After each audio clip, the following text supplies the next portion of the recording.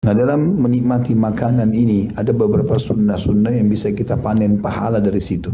Yang pertama adalah tasmiyah atau membaca bismillah ya tanpa ada tambahan ar-Rahman ar-Rahim. Kullu amrin zibarin la yubda'u fihi bismillahirrahmanirrahim fahuwa abtar.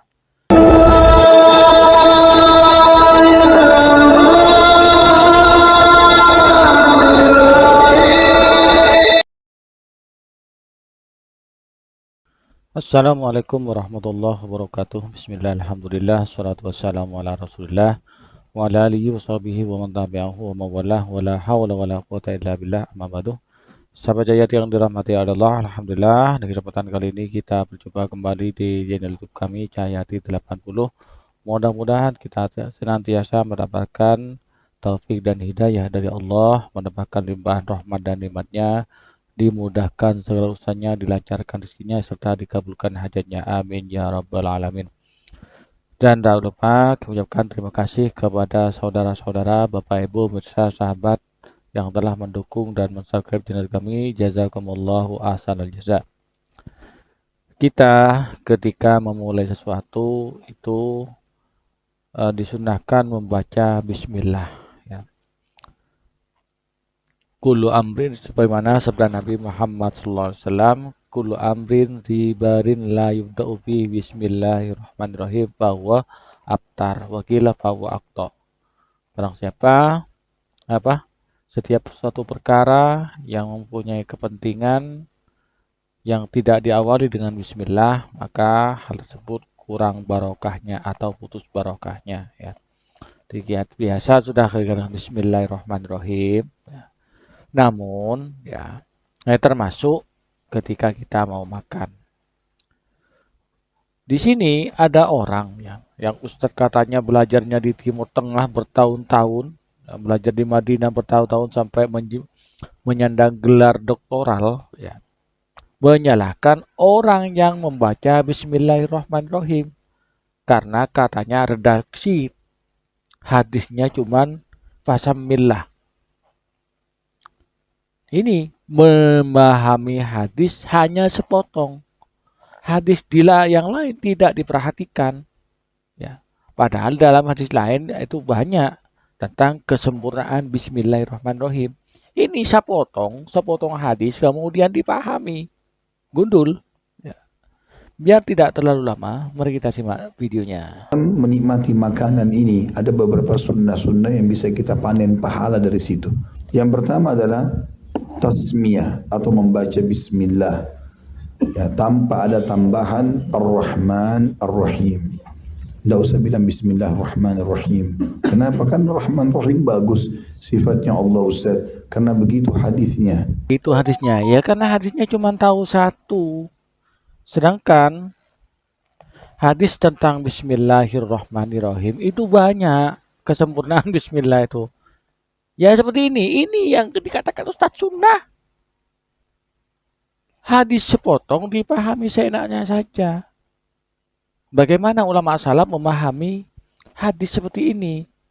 Hadisnya dikumpulkan semua tentang basmalah baru disimpulkan. Ini tidak, hanya sepotong, hanya hadis satu kemudian disimpulkan. Ya. Kayak gini ngakunya Ustadz dari Madinah ini begini. Meskipun lulusan mana kalau pemahamannya salah ya tetap salah. Mari kita simak penjelasan dari Gus Ajir ya tentang kesempurnaan bismillah itu apa bid'ah kalau bismillahirrahmanirrahim atau bagaimana? Mari kita simak videonya. Kalau kita merujuk pada berbagai kitab yang telah disusun oleh para ulama, hal ini sudah tuntas dan selesai dibahas oleh para mereka yang mulia. Anda bisa melihat pada kitab Al-Mawsu'ah Al-Fiqhiyah.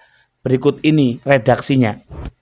Bahwa menyebut nama Allah atau tasmiyah ketika permulaan makan adalah bagian dari sunnah. Redaksinya atau sigatnya bisa menggunakan bismillah atau bismillahirrahmanirrahim. Ini sebuah bentuk usaha kita dalam memahami hadis lewat pemahaman para ulama dan menilai sesuatu dengan kacamata para ulama, bukan dengan kacamata kita yang melihat hadis secara tekstual saja. Kami tidak sama sekali menyalahkan orang yang membaca bismillah saja. Bahkan kami turut membenarkan pada kalimat di atas. Tapi tentu Anda perlu lebih sabar untuk belajar dan tidak usil dengan amaliyah saudara se-Islam dan seiman jika belum banyak membaca. Suatu ajaran tidak harus dipromosikan dengan menjatuhkan ajaran atau amaliyah yang lain. Tidak seharusnya mengajarkan bahwa ajaran Anda adalah satu-satunya yang benar. Sekarang kalau sudah begini, masyarakat banyak yang membid'ahkan hanya karena melihat saudaranya membaca Bismillahirrahmanirrahim sebelum makan. Menuduhnya sebagai hal yang tidak sesuai dengan sunnah. Lantas, bagaimana kalian para penceramah mempertanggungjawabkan di hadapan Allah Subhanahu wa taala nantinya? Sekarang kita bacakan sebuah hadis dari kitab Lughul Hadis karya dari Imam As-Suyuti itu ya. Hadis tentang keberkahan mulai dengan bismillah. Nih, hadis pertama, kullu amrin dzibadin la yubda'u fihi bismillahirrahmanirrahim fahuwa abtar. Setiap perkara yang mempunyai kepentingan, yang mempunyai